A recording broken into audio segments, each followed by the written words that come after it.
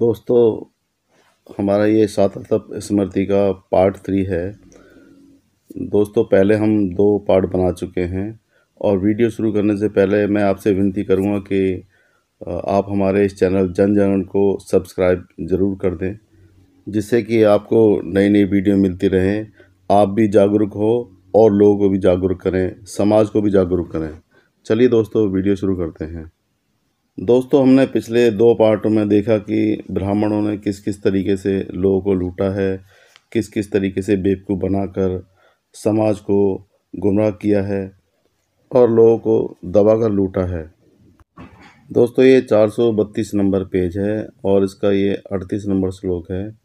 यह ऊपर कहे हुए दोष मनुष्य को नरक के अंत में होते हैं, इसमें किंचित भी संदेह नहीं है, और उन पुरुषों की संगति से उपरोक्त दोष स्त्रियों को भी होते हैं। दोस्तों, ये अगला 533 नंबर पेज है। इसमें 1 से लेकर 13 नंबर तक के श्लोक का अनुवाद है। यदि मनुष्य, घोड़ा, सूगर, सींग वाले पशु, पर्वत, वृक्ष, गाड़ी, शिला, अग्नि, काष्ठ, शंख, विष, पत्थर, विष और फांसी इत्यादि से मृतक हो जाए, जो मनुष्य सिंह, हाथी, राजा, चोर, वैरी, व्याघ्र और काठ के आघात से मर जाए, जो शौच और संस्कार से हीन हो, हैजा, अन्न, ग्रास, वन की अग्नि, अतिसार, शाकिनी आदि ग्रह, बिजली का गिरना और उत्पात इत्यादि से जो मनुष्य मृत्यु हो जाए, छूने के अयोग्य, अपवित्र, पतित, पुत्रहीन, इन पूर्वोक्त 35 प्रकार से मरे हुए मनुष्य की गति नहीं होती। पिता से आदि लेकर 3 पिंड के भागी, उनसे पहले 3 लेप के भागी और उनसे पहले 3 अश्रुमुख होते हैं। तृप्ति को प्राप्त कर वह 12 पितरों के गण संतान को देते हैं, और जो गति से हीन है वह अपने पुत्रादि की संतति को नष्ट करते हैं। सिंह इत्यादि के आघात से मृतक हुए पितर गर्भ को नष्ट करते हैं, और अस्त्र इत्यादि के आघात से मृतक हुए 12 जन बालक को नष्ट करते हैं। विषादी द्वारा मृत्यु को प्राप्त हुए 10 या 12 पुरुष 10 वर्ष के बालक को नष्ट करते हैं। वह मनुष्य को संतानहीन कर देते हैं। जो मनुष्य कुमारी कन्या से गमन करता है वह सिंह से मारा जाता है। जो मनुष्य किसी को विष देता है वह सर्प के आघात से हत होता है, और राजा के पुत्र को मारने वाला तथा राजा के साथ दुष्टता करने वाला हाथी से मरता है। जो राजपुत्र को मारता है वह राजदंड से मरता है। पशु की हिंसा करने वाला चोर से मारा जाता है, और मित्रों का भेद करने वाला शत्रु के हाथ से मारा जाता है। जिसकी वक्रवृत्ति है उसकी मृत्यु वक्र से होती है। गुरु की हत्या करने वाला शैया पर मरता है। मातर से युक्त मनुष्य शौच रहित होकर मरता है। दूसरे का अपकार करने वाला मनुष्य दाह आदि संस्कार से हीन होकर मरता है, और धरोहर का चुराने वाला कुत्ते के काटने से मरता है। फांसी वाला मनुष्य वन में सूगर से मरता है, और वस्त्रों का चुराने वाला कीड़ों से, और छेदन करने वाला भी कीड़ों से मरता है। शिव जी के साथ द्रोह करने वाला सींग वाले पशुओं से मरता है। चुगली करने वाला मनुष्य गाड़ी से, पृथ्वी, चोर, बड़ी शिला से, और यज्ञ में हानि करने वाला अग्नि से मरता है। दोस्तों, कितनी लंबी चौड़ी इन्होंने यहाँ पर गप्पे ली है, कितना झूठ बोला है। जो इनके मन में आया वो इन्होंने भाग दिया, जो इनके मन में आया वो इन्होंने बक दिया। दोस्तों, इनकी किसी भी बात पर यकीन नहीं किया जा सकता, क्योंकि कहीं पे भी तर्क संगत नहीं है। दोस्तों, ये इन्होंने इनको लिखना था किस तरीके से समाज को चलाना है। इनकी मानसिकता ये थी कि हम कुछ भी लिख देंगे, समाज उसको मानेगा। क्योंकि दोस्तों, समाज उस टाइम पढ़ा लिखा नहीं होता था, अनपढ़ गंवार हुआ करता था, तार्किक नहीं होता था, वैज्ञानिक दृष्टिकोण नहीं रखता था। लेकिन आज का समय दोस्तों कुछ और है। आज लोग पढ़ लिख रहे हैं। बाबा साहब भीमराव अम्बेडकर के संविधान की वजह से आज लोग बड़े बड़े पदों पर जा रहे हैं, बड़े बड़े IAS IPS बन रहे हैं, बड़े बड़े मंत्री बन रहे हैं। तो दोस्तों, उनके अंदर बुद्धि है। पहले के समय में लोगों में बुद्धि नहीं थी। पहले पशु के समान थे, क्योंकि अनपढ़ थे, गंवार थे। ये लोग पढ़ने का अधिकार नहीं देते थे। ये लोग वेद सुनने का अधिकार नहीं देते थे। वेद धर्म का उपदेश करने पे जीभ काट देते थे। वेद सुनने पर कानों में शीशा पिघलाकर या गरम तेल करके डलवा देते थे, या लाख डलवा देते थे, जस्ता डलवा देते थे। तो दोस्तों बहुत ही अन्याय अत्याचार इन्होंने पूर्वजों के साथ किया, लेकिन आज का समय कुछ और है दोस्तों। ये हमारे इस युग यानी कलयुग को ये बुरा मानते हैं, लेकिन इस युग में शूद्र पढ़ लिख रहा है, अछूत पढ़ लिख रहा है, और ये इनको बर्दाश्त नहीं होता। इसीलिए इस कलयुग को ये इतना कोसते हैं कि ये कलयुग बहुत ही बुरा है। और दोस्तों जो अंधभक्त लोग हैं वो इस बात को समझ नहीं पाते, क्योंकि दोस्तों आज के समय में शूद्र पढ़ लिख रहा है, शूद्र बड़े बड़े पदों पर जा रहा है, अछूत पढ़ रहा है, अछूत बड़े बड़े पदों पर जा रहा है, दलितों की मतलब कि उद्धार हो रहा है डॉक्टर बाबा साहब भीमराव अम्बेडकर के बनाए संविधान के अनुसार।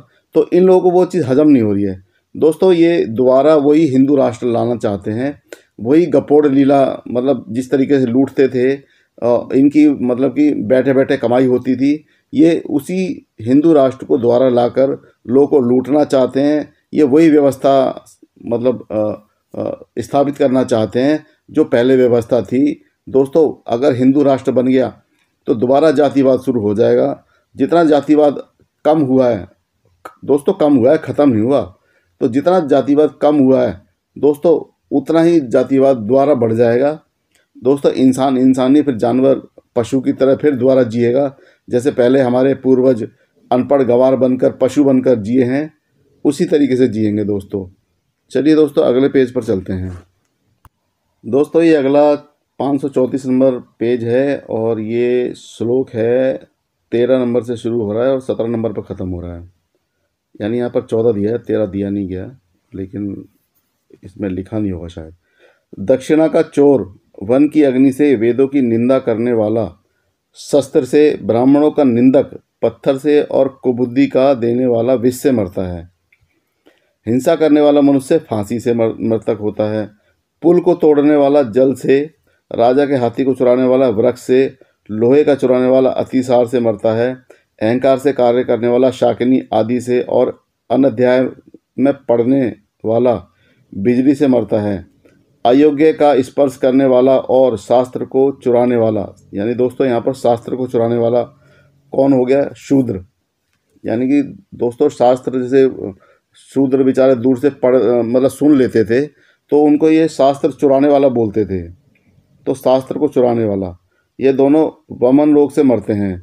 मदिरा का बेचने वाला पतित होता है या नीच होता है। ब्राह्मण के वस्त्रों का चोर संतानहीन होता है। तो दोस्तों इन्होंने मतलब ब्राह्मणों की चोरी पे इन लोगों ने इतना इतना लंबे लंबे चौड़े चौड़े मतलब कि दंड बता रखे थे। बस कुछ नहीं, बस मानसिक तौर पे दिमाग में घुसेड़ देते थे ये कि ऐसा करने से ऐसा होता है, ऐसा करने से ऐसा होता है, अगर ऐसा करोगे तो इस पाप से तुम्हें मुक्ति नहीं मिलेगी, अगले जन्म में तुम्हारी मतलब मुक्ति नहीं मिलेगी, तुम्हें मोक्ष प्राप्त नहीं होगा, तुम्हें स्वर्ग नहीं मिलेगा। दोस्तों इस तरह की मनगढ़ंत कहानियाँ बताकर ये लोग मतलब उसको रोका करते थे। समाज अनपढ़ था, गंवार था, तो उस समाज का अनपढ़ गंवार होने का इन्होंने भरपूर फ़ायदा उठाया दोस्तों। तो ये ब्राह्मण की चोरी, ब्राह्मण के साथ कुछ भी गलत, ब्राह्मण को मार नहीं सकते, ब्राह्मण को मतलब कुछ नहीं कर सकते, बहुत ही हल्के हल्के इन्होंने दंड अपने लिए रखे थे। और क्षत्रिय समाज को इन्होंने बेवकूफ़ बना रखा था। क्षत्रिय समाज इनके बिना चलता नहीं था। और दोस्तों क्षत्रिय समाज डरता भी था कि यह लोग हमारे खिलाफ जनता को ना भड़का दें, कहीं हमारे खिलाफ कोई भेदभाव ना कर दें, कहीं हमारे खिलाफ मतलब गृह युद्ध ना छिड़वा दें। और दोस्तों ये ऐसे ऐसे षड्यंत्र रचते थे कि मतलब राजा की गद्दी पर बात बन मतलब कि आ जाती थी। तो दोस्तों राजा भी डरते थे इन लोगों से कि भाई इन लोगों का संगठन इतना था, क्योंकि ब्राह्मण की पूजा करवाते थे, ब्राह्मण को हर जगह पूजनीय बना रखा था। तो दोस्तों क्षत्रियों की भी मजबूरी थी, क्षत्रिय समाज चाहकर भी इनके खिलाफ नहीं हो पाता था, क्योंकि दोस्तों ये साम दाम दंड भेद, यानी भेद मतलब भेदभाव की नीति अपनाते थे। ये भेदभाव करवा देते थे, आपस में लड़ाइयाँ करवा देते, पूरे परिवार के परिवार में मतलब लड़ाइयाँ करवा देते थे, भाई को भाई से लड़वा देते थे। तो दोस्तों कहीं ना कहीं क्षत्रिय समाज इनको साध कर चलता था, इनके साथ चलता था, इनकी बात मानता था दोस्तों। और ये इनके बनाए हुए मतलब विधान के अनुसार ही चलता था। अगर वो नहीं चलता था तो दोस्तों उसके साथ भी ये लोग मतलब गलत करते थे, अन्याय उसके साथ भी होता था। क्षत्रियों को के साथ भी दोस्तों इन्होंने मतलब स्वतंत्रता के साथ राज्य नहीं करने दिया। क्षत्रिय समाज ने कभी भी स्वतंत्रता के साथ राज्य नहीं किया। उन्होंने इनके डर के साए में जीकर राज्य किया। उन्होंने मतलब वो क्षत्रिय समाज एक ऐसा समाज है जो न्याय करने में हमेशा अग्रणी रहा है।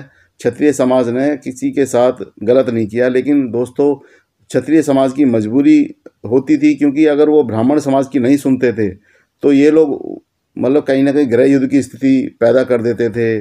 कहीं ना कहीं मतलब परिवार के लोगों को भड़का कर मतलब आपस में कलेश करवा देते थे।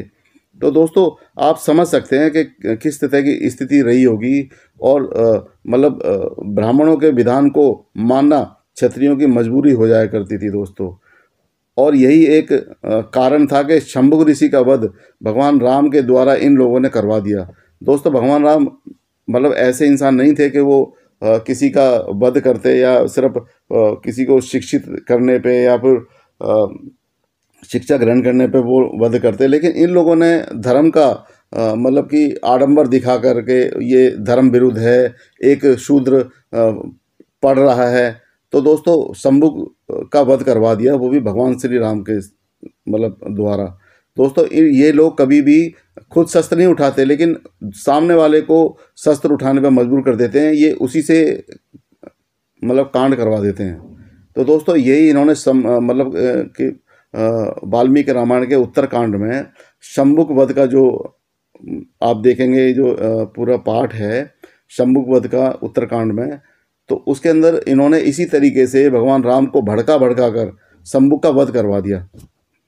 तो दोस्तों कहीं ना कहीं इन राजाओं की मजबूरी हुआ करती थी, इन क्षत्रियों की मजबूरी हुआ करती थी, इनका मतलब कि बातों को मानना, इनके अनुसार चलना, क्योंकि दोस्तों इनके खिलाफ चल के ना वो अपने राज्य को, अपनी गद्दी को मतलब मुसीबत में नहीं डाल सकते थे। तो कहीं ना कहीं वो मजबूर थे दोस्तों। चलिए दोस्तों आगे बढ़ते हैं। दोस्तों अगला ये 536 नंबर पेज है। इसमें 45, 46, 47, 48, 49 और 50 नंबर इसमें दिया गया है दोस्तों। इसी के नीचे ये दिया गया है। अब इन सब का क्रमानुसार प्रायश्चित कहते हैं कि एक तोले भर स्वर्ण की प्रेत की मूर्ति बनावें, उस मूर्ति के 4 भुजा हो, हाथ में दंड दें कर उसे फिर भैंसे पर सवार करें, फिर काले तिलों को पीस कर प्रस्थ भर एक पिंड बनावें। इसके उपरांत उस पिंड में शहद घी मिलाकर स्वर्ण के कुंडल उस पिंड पर रखें। नीचे से गोल एक कलश हो, उस पर 5 पल्लव रखें, फिर उसे काले वस्त्र से ढक दें और उसमें सर्वौषधि डालें, यानी सारी औषधि डालें। फिर उस पर अन्न और फल सहित पात्र रखें, फिर उस पात्र पर देवता की मूर्ति को स्थापित करें। पीछे फल के साथ सतनजा यानी 7 तरह के अनाज रखें और उस कलश पर प्रेत की मूर्ति को रखकर पुरुष को पढ़ता हुआ प्रतिदिन सूर्य से तर्पण करे और उस कलश के निकट वेदों का ज्ञाता सटंग रुद्र का जप करे।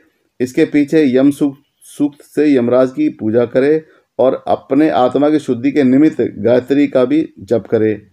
ग्रहों की शांति कर तिलों से दशांश हवन करे। जिस प्रेत के गोत्र और नाम को नहीं जाना है उस प्रेत के निमित्त तिलांजलि दें, पितृ तीर्थ से पिंड दें। इस मंत्र को कहें कि शहद और घी मिला हुआ यह तिल का पिंड उस प्रेत के निमित्त देता हूँ जो मुझे पीड़ा देता है, और जिस जल में काले तिल हों ऐसे जल से भरे हुए काले घड़े 12 प्रेत को एक विष्णु भगवान को दें। इसके पीछे आचार्य कलशों के जल से स्त्री पुरुष का अभिषेक करें। फिर आचार्य शुद्धता पूर्वक उत्तम शस्त्र को धारण कर वरुण देवता वाले मंत्रों से यजमान का अभिषेक करें। फिर यजमान आचार्य को श्रेष्ठ दक्षिणा दे। अब दोस्तों यहाँ पर फिर द्वारा इन्होंने अपनी दलाली का जिक्र कर दिया। इतना जो आडंबर प्रपंच इन्होंने जो ड्रामा किया है दोस्तों, ये कुछ भी करवाते थे, इसका कोई प्रमाण नहीं था कि ऐसा करने से सही होगा ही होगा, या फिर मतलब कि जो ये कर रहे हैं उसका प्रायश्चित पक्का होगा ही होगा। बस इन्होंने क्या है कि उसको दिमागी तौर से उसको विकलांग बनाना था, ऐसे ऐसे प्रपंच करा के, ऐसे ऐसे नाटक करवा के, और उसके साथ ये ऐसी ऐसी कहानियाँ करते थे, ऐसी ऐसी बातें करते थे, ऐसी दिमाग में बातें डालते थे जिससे कि वो इंसान, वो यजमान मजबूर हो जाता था और बाद में दोस्तों उसको लूटते थे। मतलब उसको मतलब दक्षिणा तो देनी ही देनी है, बिना दक्षिणा के तो उसका पीछा नहीं छूट सकता। पीछे शास्त्र की विधि के अनुसार नारायण बलि करे, यह साधन विधि जिनकी गति नहीं है उनकी कही गई है, और जिनकी मृत्यु सिंह इत्यादि से हुई है उनकी विशेष विधि यह है कि वह जो मनुष्य व्याघ्र से मर जाए उसकी गति के निमित्त दूसरे की कन्या का विवाह कर दे। अब दोस्तों यहाँ पर मतलब दूसरे की कन्या का विवाह कर दे, यहाँ पर इन्होंने एक दंड और डाल दिया कि दूसरी कन्या का विवाह करना है। तो दोस्तों इतना जो लंबा चौड़ा इन्होंने प्रपंच रचा है, इतना लंबा चौड़ा ड्रामा जो करा है, आप इसको पढ़ के देखिएगा, मतलब आपको ना खुद हंसी आ जाएगी कि इसका चलो करने को कर भी दे इंसान, पर दिखे तो सही कुछ होता हुआ। इन्होंने कल को ये कहेंगे चील का मुंह ला के उसको मतलब 2 बूंद यहाँ टपका दो प्रेत के आगे और वो उससे उसकी मुक्ति हो जाएगी। तो दोस्तों ये कुछ भी पेलते थे, जो इनका मन में आया वो पेलते थे। इन्होंने अपने ही प्रपंच रचा रखे थे, अपने ही नाटक नचा रखे थे। इनका मतलब इनका विरोध करने वाला कोई नहीं था, इनसे पूछने वाला कोई नहीं था, इनसे प्रमाण लेने वाला कोई नहीं था। दोस्तों इनके बहकावे में आकर लोग इनको दक्षिणा भी देते थे, इनको सोने की मूर्तियां भी बनवा के देते थे, इनको खाना भी खिलाते थे, इनको वस्त्र भी देते थे। दोस्तों कितना बड़ा इन्होंने प्रपंच अपने आप को स्थापित किया इन लोगों ने। दोस्तों इनको किसी भगवान ने, किसी देवता ने, किसी ईश्वर ने आके स्थापित नहीं किया, इन्होंने अपने आप को स्थापित किया। इन्होंने झूठी कहानियां रची कि हमें मतलब ब्रह्मा ने 4 वेद हमें दिए हैं। तो ब्रह्मा लिखने नहीं बैठा हुआ था कि इनको 4 वेद वो लिख के देगा। इतने सारे वेदों को लिखने के लिए दोस्तों कितने लोगों की मेहनत लगती है, आप सोच के देखिए। इन्होंने बस मतलब उसकी लीला बता दी, उसकी लीला बता के सारे सवालों को ख़त्म करने का काम किया है इन लोगों ने। क्योंकि दोस्तों लोग सवाल करते हैं कि भाई ये किस तरीके से किया होगा। अब दोस्तों सोच के देखो आप, वेदों को लिखने वाला मतलब वेदों को देने वाला ब्रह्मा है, इनके अनुसार ब्रह्मा ने वेदों को दिया है। तो दोस्तों वेदों उससे पूछा जाए कि तू स्याही कहाँ से लाया था, मतलब लिखने का वो कहाँ से लाया था भाई, पेज कहाँ से लाया था, पत्ते कहाँ से लाया था। जब सृष्टि की रचना हो रही थी तो इन्होंने उसको बताया कि वेद वहाँ से उत्पन्न हुए। दोस्तों ये कुछ नहीं है, ये सब पंडितों ने अपने आप को बचाने के लिए, ब्राह्मणों ने अपने आप को बचाने के लिए सिर्फ ये ऐसा करके मतलब ऐसा किया है जिससे कि आप लोग भटक जाओ, आप सवाल के मतलब आपके सवालों का उत्तर ही ना मिले। क्योंकि ये लोग हवा में ख़त्म कर देंगे उसको कि ब्रह्मा की लीला है, हमें क्या पता, ब्रह्मा ने वेद प्रकट किए, हमें क्या पता। हम और दोस्तों उसी के एवज में इनको खाना भी है, यानी कि मतलब जो दान है, दान तो इनको दे दो, लेकिन जो भी कुछ है जो करा है वो ब्रह्मा ने करा है। तो दोस्तों ये बचने का सबसे अच्छा तरीका था इनका, ये मतलब ये समझने की ज़रूरत है कि जो लिखा है वो ब्रह्मा ने लिखा है, बाकी दान तुम हमें दे दो। जो नाटक, जो ड्रामे जो लिखे हैं वो ब्रह्मा ने लिखे हैं, बाकी जो दान दक्षिणा है उसका जो फल है वो हमें दे दो। हम ब्रह्मा की औलाद हैं, हम ब्रह्मा के मुख से पैदा हुए हैं। तो दोस्तों अगर जो ब्राह्मण ब्रह्मा के मुख से पैदा हुआ है उसको दान दो, उसका प्रमाण मांगो, तुम ब्रह्मा के मुख से पैदा हुए, लाओ हमें दिखा दो आप। और जो लोग मुख से पैदा हो गए, हमें दिख रहे हैं कि हाँ मुख से पैदा हो रहे हैं, तो वो तो दोस्तों मानना ही पड़ेगा क्योंकि मुख से पैदा हो रहे हैं। और जो लोग योनि से पैदा हो रहे हैं, फिर वो किस बात के ब्राह्मण, वो तो फिर आम इंसान हो गए ना, आम लोगों की तरह पैदा हो रहे हैं। आम जैसे शूद्र अछूत और मतलब वैश्य बनिए सब मतलब ये योनि से पैदा हो रहे हैं, तो ये भी मतलब योनि से ही पैदा हो रहे हैं। एक साधारण औरत के बच्चा पैदा होता है वो भी एक जगह से हो रहा है, और एक ब्राह्मण के घर में जो बच्चा पैदा हो रहा है वो भी उसी जगह से पैदा हो रहा है। तो फिर अंतर कहाँ रह गया दोस्तों।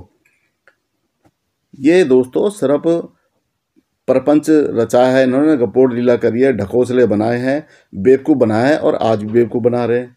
तो दोस्तों आज बेवकूफ़ ना बनकर समझदार बनने की ज़रूरत है, तर्क वितर्क करने की ज़रूरत है और वैज्ञानिक दृष्टिकोण रखने की ज़रूरत है। चलिए दोस्तों आगे बढ़ते हैं। दोस्तों ये अगला 537 नंबर पेज है और इसमें ये पूरा ही दिया गया है दोस्तों। ये 32 नंबर से शुरू हो रहा है और ये एक ही पेज पर 50 नंबर तक है दोस्तों। मतलब इतने सारे एक साथ ही इन्होंने दे दिए हैं। जो सर्प के काटने से मर गए हैं उनके उद्धार की इच्छा से नागों को बलि दें। सब विषयों में स्वर्ण की दक्षिणा दें, यानी कि सभी विषयों में सोने की दक्षिणा दें। दोस्तों इनका ये देखो यहाँ पर लूटने का तरीका, ये शुरू में इन्होंने सब विषयों में मतलब जो भी कर्म होगा, जो भी कर्म कांड हो रहा है, उसी सभी कामों के अंदर सोने की दक्षिणा दें। जो हाथी के आघात से मर गए उनके उद्धार की कामना से 4 तोले, अब दोस्तों यहाँ पर फिर लूट शुरू हो गई, उनकी उद्धार की कामना से 4 तोले स्वर्ण यानी सोना दान करें। राजदंड से मरे हुए मनुष्य के निमित्त स्वर्ण का पुरुष यानी कि सोने का पुरुष की मूर्ति बनवाकर चोर से मरे हुए पुरुष के आशे से गोदान करें, यानी गाय का दान भी करें। यदि शत्रु के आघात से मृतक हुआ हो तो बैल का दान करें। दोस्तों देखो यहाँ पर इन्होंने अपनी दलाली, अपनी जो मतलब मांगनी शुरू कर दिया। इसे कहते हैं धार्मिक मतलब लूट, इसी को बोलते हैं दोस्तों धार्मिक। किस तरीके से लूटा जाता है, कैसे बेवकूफ़ बना बना के लूट रहे हैं। तो दोस्तों ये मनुष्य शत्रु के आघात से मृत्यु हुआ हो तो बैल का दान करें।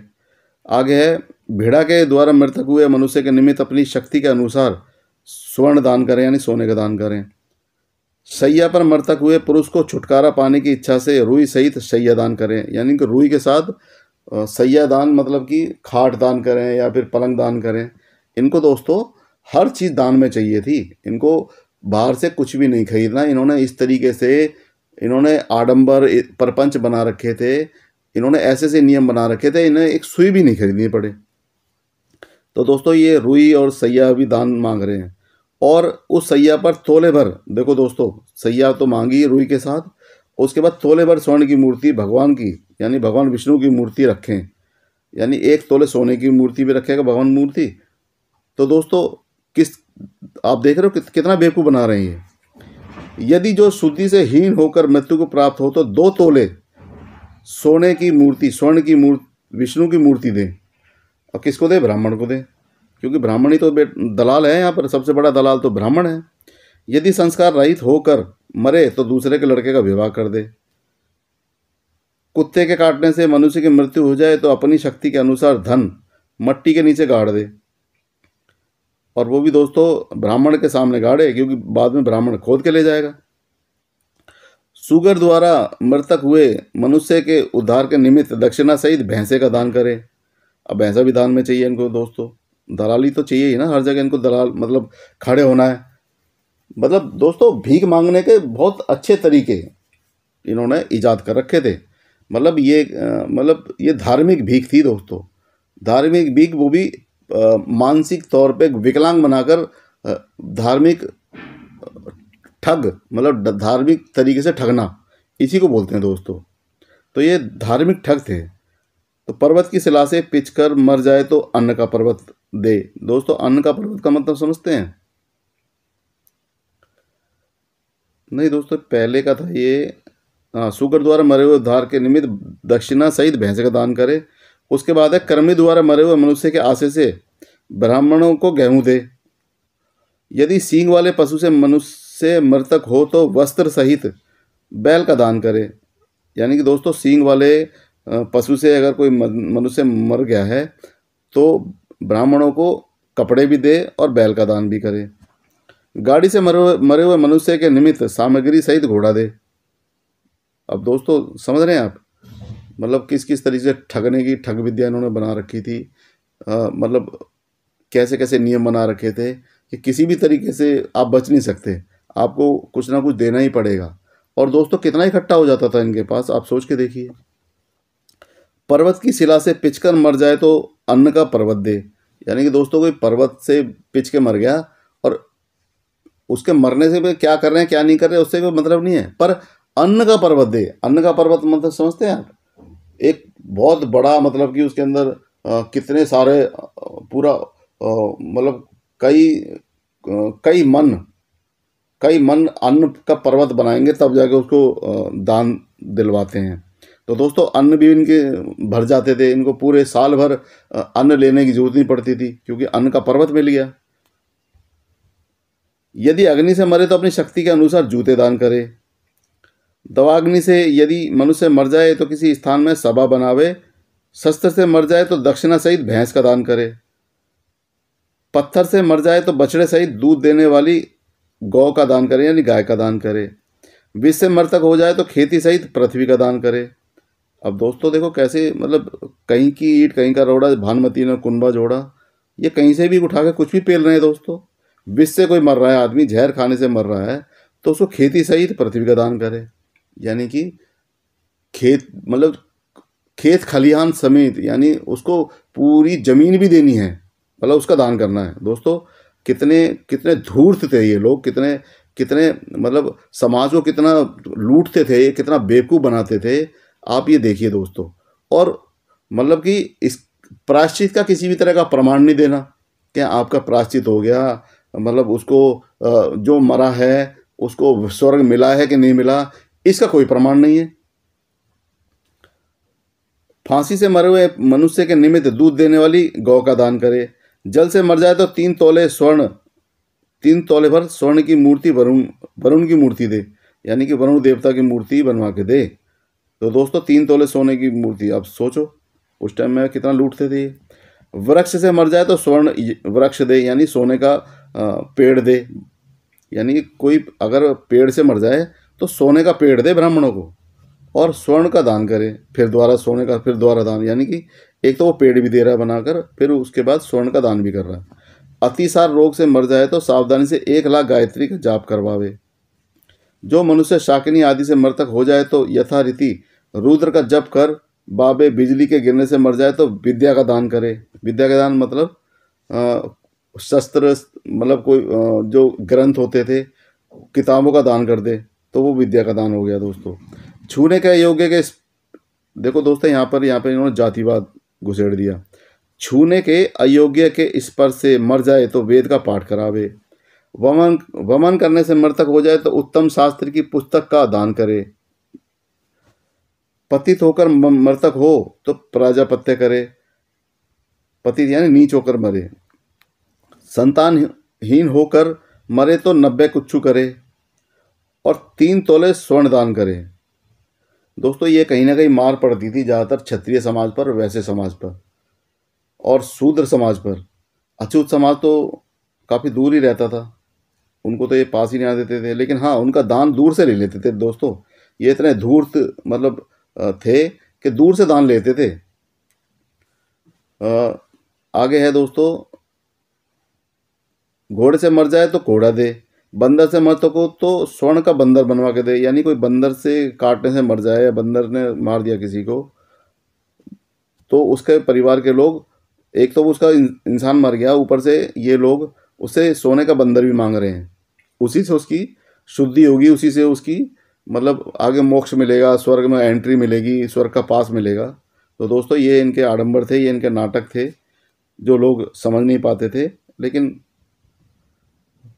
चलिए दोस्तों, विषुचिका से मृतक हो जाए तो उत्तम भोजन से 100 ब्राह्मण जिमावे।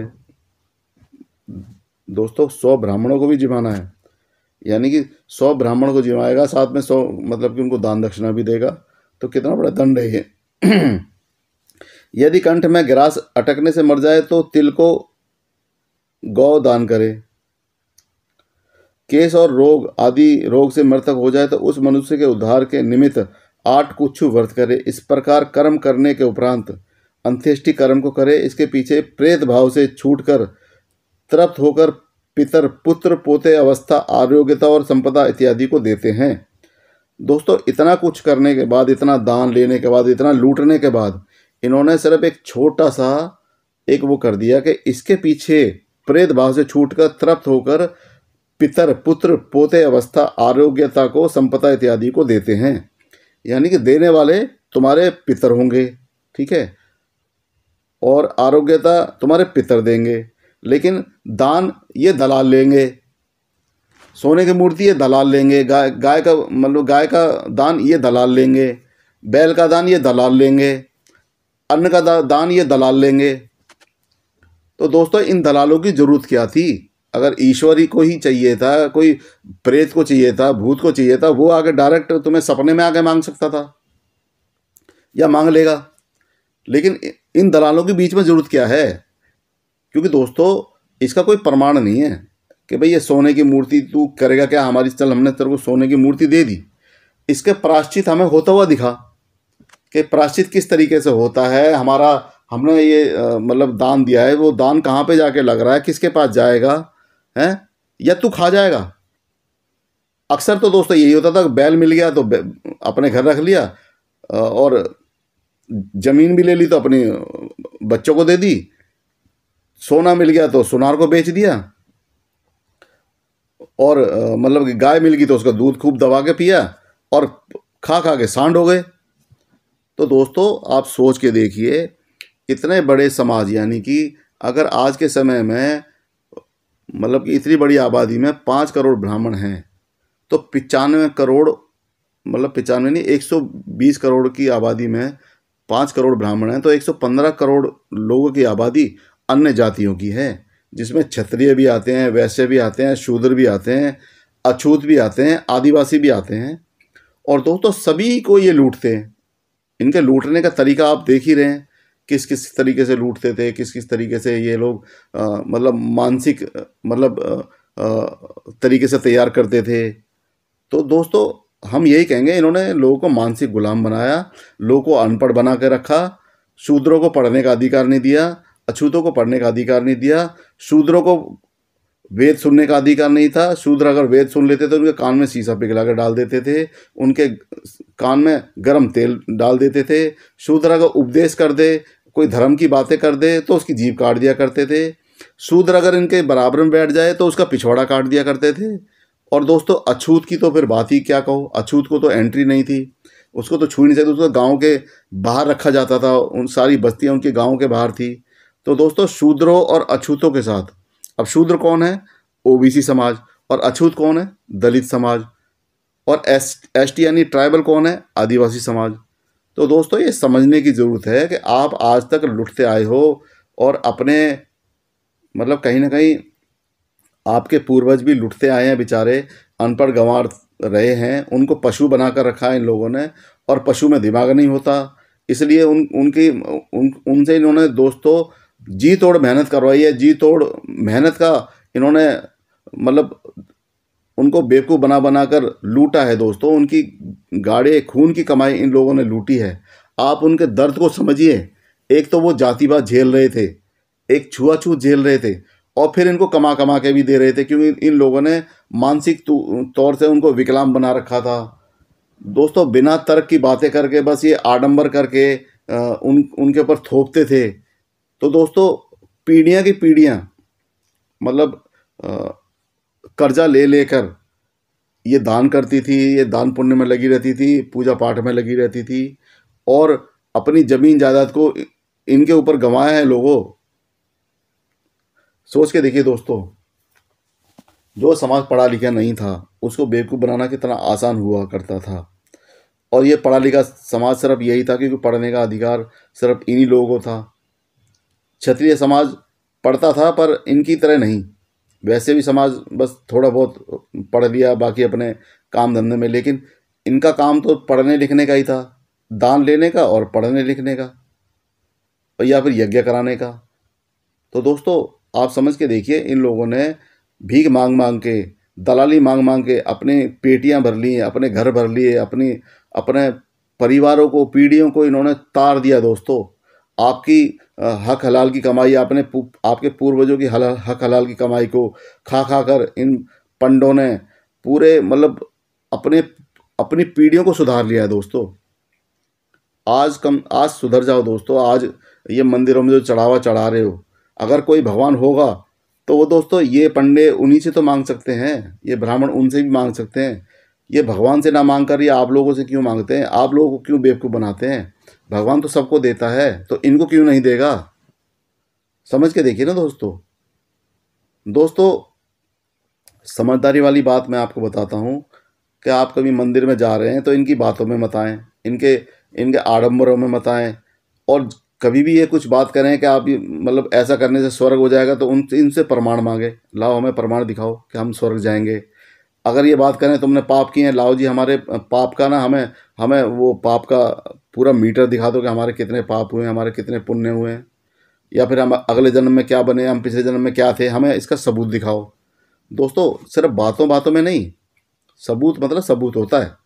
ये बातों से आपको बहकाने की कोशिश करते हैं, और जब ये नहीं मतलब कि बहका पाते, फिर ये नास्तिक बनाकर या फिर कुछ ऐसी बातें बोल देंगे कि मतलब कि चुभने वाली बातें। या फिर इनका एक तरीका और है कि दूसरों का उदाहरण देकर, देखो उन्होंने इतना दान दिया था, वो राजा ने इतना दान दिया था। इनकी कथाओं में आप सुनो, मतलब यहाँ तक कि राजा दशरथ के मृत्यु पे इन्होंने मतलब वशिष्ठ जी ने मतलब वो किया था, तो कौशल्या को बता रहे हैं कि मतलब दूसरे राजाओं ने इतने हाथी दान दिए थे, सोने के हाथी दान दिए थे, इतने भर भर के सोना दान दिया था, इतनी ज़मीनें दान दी थी, फिर भी वो मर गए।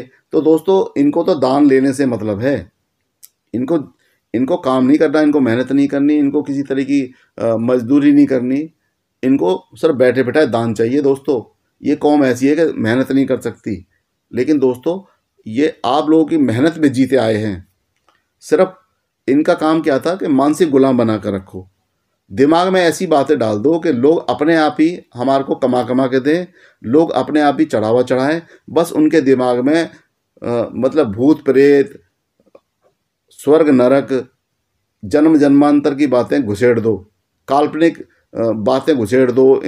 तो दोस्तों ये पूरा वर्ग, पूरा मतलब पूरा इनका पूरा समाज, ये और समाज को बेवकूफ़ बनाता हुआ आ रहा है। सिर्फ इनका काम क्या है कि आपको अफवाहें फैलानी है, आपको झूठ फैलाना है, आपको काल्पनिक कथाएं फैलानी है, आपको मतलब ये जो वेद पुराणों में जो लिखी झूठी गपोड़ बातें हैं उनको फैलाना है। उनके फैलाने से ही इतना कुछ हो जाएगा। तो दोस्तों इतनी स्मृतियाँ हमने पढ़ी, इतनी मतलब किताबें हमने पढ़ी, इतने वेद पुराण पढ़े, आप भी पढ़ सकते हैं। उसमें आपको सिर्फ ये आडंबर ही देखने को मिलेगा। दोस्तों जितनी भी ये लोग कथा कहानियाँ करते हैं उसके अंदर सच्चाई कभी नहीं बताते। ये सिर्फ उतनी बातें बताते हैं जितनी बातों से इनका भला हो सकता है। जो समाज के अंदर ये इतने मतलब कि शातिर हैं, ये उसी तरह की बातें करते हैं जिनसे इनका भला हो सके। बाकी ये इनके जो शास्त्रों के अंदर लिखा हुआ है, ये कभी वो बातें नहीं बताएंगे। तो दोस्तों समझने की ज़रूरत है आपको। आपका पैसा बड़ा ही मतलब मेहनत से कमाया हुआ है, आपके पूर्वजों ने बेचारों ने बड़ी मेहनत की है, बड़े कष्ट सहे हैं। तो अपने पैसों को ऐसे बर्बाद ना करें। अपना पैसा अपनी बच्चों की पढ़ाई में लगाएं, अपने बच्चों को लायक बनाएं, अपने बच्चों को आईएएस आईपीएस बड़े बड़े पदों पर भेजें। दोस्तों मतलब आप पढ़ोगे तो आगे बढ़ोगे। और मैं आपसे विनती करूँगा कि आप लोग इनके वेद पुराणों को भी पढ़ें, इनके उपनिषदों को पढ़ें, इनकी स्मृतियों को पढ़ें। दोस्तों पढ़ोगे तभी आपको समझ में आएगी कि इन लोगों ने किस किस तरीके से बेवकूफ़ बनाया है। दोस्तों नहीं पढ़ोगे तो आप बेवकूफ़ बनते रहोगे, इनके धार्मिक आडंबरों में लगे रहोगे, इनके पाखंडों में लगे रहोगे, अंधविश्वास में लगे रहोगे और लुटते पिटते रहोगे। तो दोस्तों हमारा ये वीडियो बनाने का मकसद यही है कि समाज को हम जागरूक कर सकें, समाज को लुटने से बचा सकें, समाज को बर्बाद होने से बचा सकें। और दोस्तों जो समाज अब तक लुटता पिटता आया है उसके धन की हम रक्षा कर सकें, उसके मान सम्मान की रक्षा कर सकें, उसको बराबरी का अधिकार दिला सकें, समानता का अधिकार दिला सकें। तो दोस्तों आप कहीं ना कहीं मनुस्मृति भी पढ़ सकते हैं दोस्तों कि आपकी हैसियत क्या थी, शूद्र समाज ओबीसी समाज की क्या हैसियत थी, शूद्रों अछूतों की क्या हैसियत थी। आज ये नकली मतलब कि पंडित बनते हैं, नकली ठाकुर बनते हैं, नकली वैश्य बनते हैं। दोस्तों अगर आप प्योर ब्राह्मण क्षत्रिय वैश्य में नहीं आते तो आप शूद्र हैं, और शूद्र ही ओबीसी होता है। इस बात का ध्यान रखें।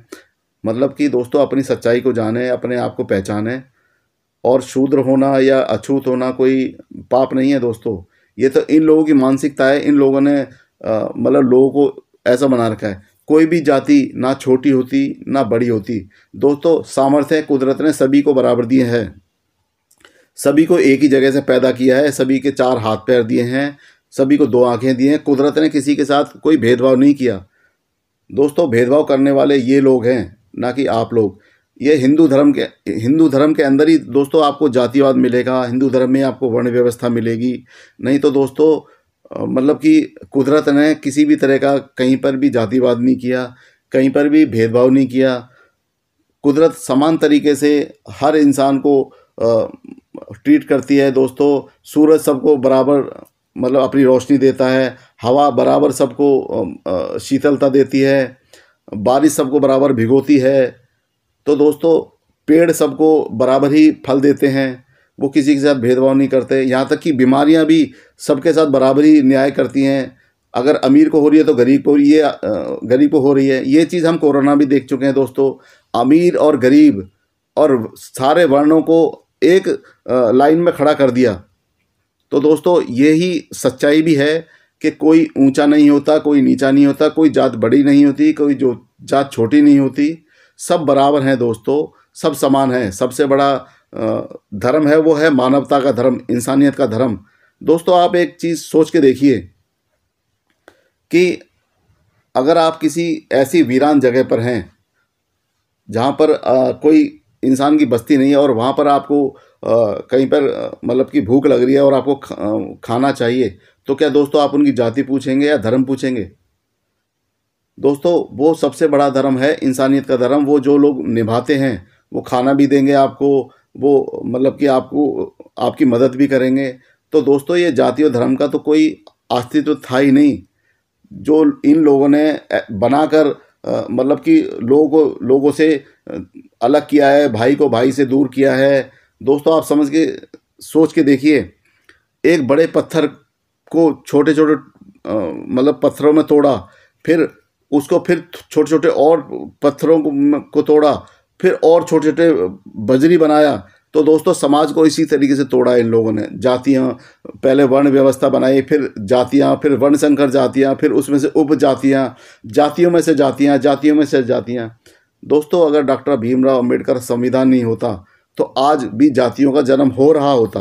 ये तो बाबा साहब भीमराव अंबेडकर ने अपना संविधान बनाकर नसबंदी कर दी। तो दोस्तों समझने की ज़रूरत है, आपको समझने की ज़रूरत है। अपना पैसा बर्बाद ना करें, अपना धन बर्बाद ना करें।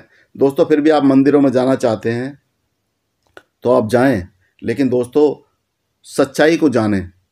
और दोस्तों अगर चढ़ाना ही है, ईश्वर पे कुछ चढ़ाना है, तो अपनी सच्ची श्रद्धा के फूल चढ़ाएं दोस्तों, केवल फूल। क्योंकि दोस्तों भगवान के आगे आप क्या चढ़ा सकते हैं? भगवान तो सबको देता है। तो आपको अगर देना ही है तो सिर्फ केवल अपनी सच्ची श्रद्धा के फूल उनके चरणों में चढ़ाएं और बस मत्था टेके और आ जाएं। दोस्तों कुछ भी चढ़ाने की ज़रूरत नहीं है, कुछ भी धन दौलत पैसा रुपया कोई चीज़ चढ़ाने की ज़रूरत नहीं है। क्योंकि दोस्तों वो भगवान नहीं खाता है, उसको ब्राह्मण ही खाता है।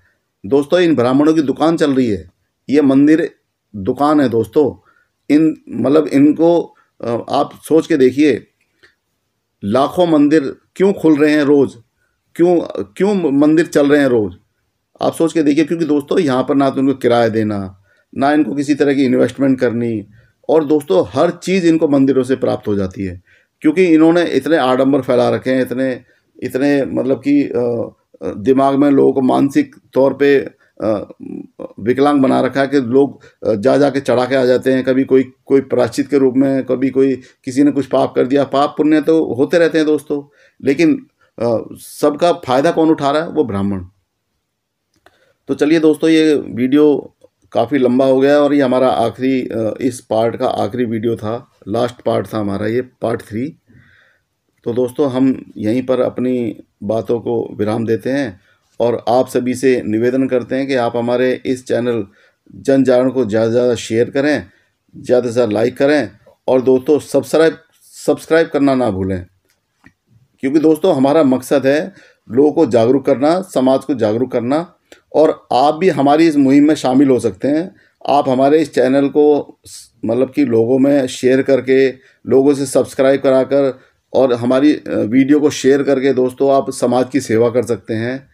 और आप भी दोस्तों अपना वीडियो बनाकर डाल सकते हैं। अगर आप जागरूक हो जाएं तो दोस्तों आप लोगों को जागरूक कर सकते हैं। तो दोस्तों इसी के साथ मैं अपना वीडियो यहीं पर समाप्त करता हूं, और आप लोगों का मेरे साथ इतने लंबे समय तक बने रहने के लिए बहुत बहुत धन्यवाद करता हूं दोस्तों। धन्यवाद, नमस्कार।